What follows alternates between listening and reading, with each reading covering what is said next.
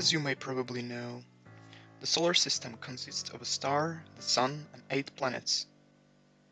Mercury is the closest planet of the solar system to the Sun and at the same time the smallest planet of the solar system, a rocky planet with a surface filled with the impact craters. It doesn't have a thick atmosphere that can regulate the surface temperature. For this reason, it varies between 440 degrees Celsius during the day and a minus 180 degrees Celsius at night. Mercury orbits the Sun the fastest of all the planets and has no moon whatsoever. Because of its fastest movement across the sky of all the planets, it was named by the Romans after the messenger of the gods, Mercury. Venus is the second planet of the solar system and after the Sun and the Moon, the brightest visible object from our planet. It's named after the ancient Roman goddess of beauty.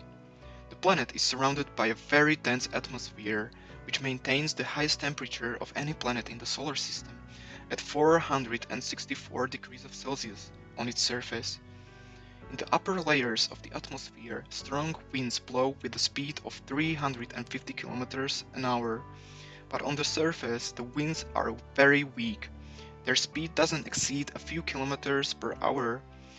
This symbol is used in biology to denote individuals of the female as a gender. The Earth is the third planet in the solar system. It is also the only planet on which, according to current scientific knowledge, there is liquid water and life. The Earth is surrounded by an atmosphere that gradually transitions to the interplanetary environment at great distances from the surface. The astronomical symbol of the Earth is a cross inside a circle. The Greek name Gaia means mother. Gaia was a highly appraised Earth goddess in ancient times. The Earth is the first planet from the Sun accompanied by the natural satellite, the Moon, and at the same time the only planet in the solar system that has only one moon. Mars is the fourth planet of the solar system in order from the Sun. It's the second smallest planet and it was named after Mars, the ancient Roman god of war. It's orbited by two irregularly shaped moons named Phobos and Deimos. During the period when Mars is on the opposite side of the sky from the Sun, it's visible in the sky throughout the night. All the great ancient civilizations call it the red object, the heavenly fire, and the Death Star, or the god of war. Jupiter is the fifth planet from the Sun, the largest and most massive planet in our solar system. It's named after the Roman god Jupiter. The symbol of the planet is a representation of Jupiter's divine lightning. Jupiter is the first planet from the Sun that doesn't have a solid surface. Its stormy atmosphere flows smoothly into the mantle and the greater depths into the hot core. The rotation of the planet caused gigantic brightly colored structures called belts and zones to form in its atmosphere. With binoculars, other stormy structures can be observed on Jupiter. For instance, the famous Great Red Spot, which is the largest of them. According to current knowledge, the planet has the largest system of moons. Of its 79 moons discovered so far, the four largest are the most famous: Ganymede, Europa, Io and Callisto. Saturn is the sixth planet of the solar system in order from the Sun, the second largest of the planets. It is also known from the prehistoric period. It was named after the Roman god Saturn, which is kind of similar to the Greek god Kronos. Saturn belongs to the jovial planets, that is, it doesn't have a solid surface, but only a dense atmosphere which gradually passes into the mantle. The mass of the planet is about 95 times of the Earth, but it has the least density of all the planets. Also, the planet is orbited by a large family of moons, the largest of which is Titan. Its main rings, which are marked with the capital letters, can be observed from Earth even with a small telescope. Uranus is the seventh planet from the Sun and third largest and fourth most massive planet in the solar system. It's named after the Greek god of the sky, Uranus, which is quite rare. The other planets are named after Roman gods, and the interior of the planet is probably composed primarily of ice and rock.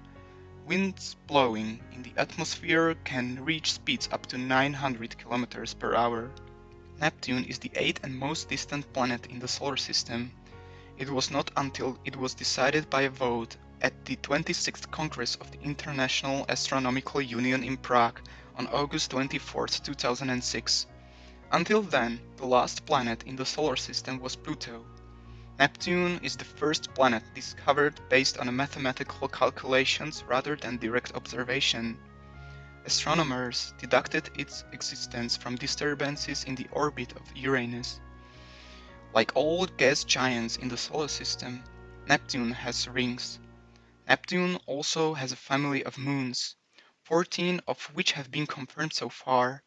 The largest of them, Triton, is particularly well known. The Sun is the central star of the solar system and the only star of this planetary system. It's our closest star and also the brightest star in the sky.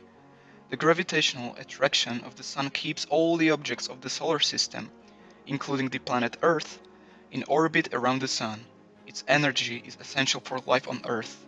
The Sun is made up of plasma, in which the nuclei of all the chemical elements known on Earth are represented, but with a significant predominance of hydrogen and helium. The Sun is approximately 109 times the diameter of the planet Earth. The light from it flies to Earth approximately 8 minutes and 20 seconds. Let's see how big the individual bodies are in the following comparison. The distances between the individual planets in this example do not correspond to reality, but the scale of the radius does. For comparison, we see that Jupiter and Saturn are the largest planets in the system, and the first four planets have a significantly smaller radius. At such distances, even light behaves differently than we are used to.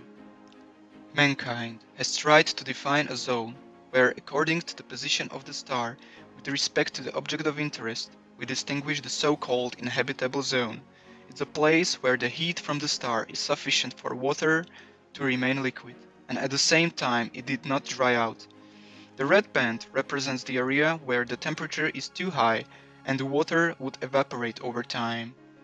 The blue zone represents the area where on the planet water would turn into a solid state and permanent ice would form. The green area represents the ideal area for water in a liquid state so that life can begin and last. There are two planets in this region in the solar system, Earth and marginally Mars. This is one reason why people are trying to explore Mars. As the Sun ages and changes in size and intensity of radiation, the habitable zone changes. Light is made up of particles that we call photons. A photon is an elementary particle. It has both particle and wave properties, but is neither a wave nor a particle. So photon is a stable particle with an infinite lifetime. In a vacuum, all photons travel at a speed of light, which we refer to as c, which is approximately 300,000 kilometers per second, and has a zero rest weight. Due to the large distances in the universe, we are not using kilometers as a unit of distance, but the distance that light travels in 1 year. This distance is referred to as a light year. 1 light year is therefore the distance we reach at the speed of 300,000 kilometers per second, which is maintained constantly throughout the year. As the Sun emits photons, it does not emit just one, but emits them continuously, wave after wave, and in all directions. Light does not have an infinite speed. The distance between the planets in the system is so great that the light travels almost 8 minutes from the moment it is emitted from the Sun to our planet. The following example shows the path of the light in the form of a ring. Time in our simulations passes faster than in reality. In fact, the Sun does not emit light only in 2D space, but in 3D, which means that the particles travel in all directions. This phenomenon allows us to see things long in the past. As the speed of light is limited and not infinite, data that has not yet reached us and are about to come from a distant universe that has been traveling, for instance, for 1,000 years, will only bring us a record of what happened in the past. Stars and other light-emitting objects may no longer exist, or they look completely different in the objective moment now than we received information about in it, in the form of photons arriving on Earth or in telescopes rotating around the Earth.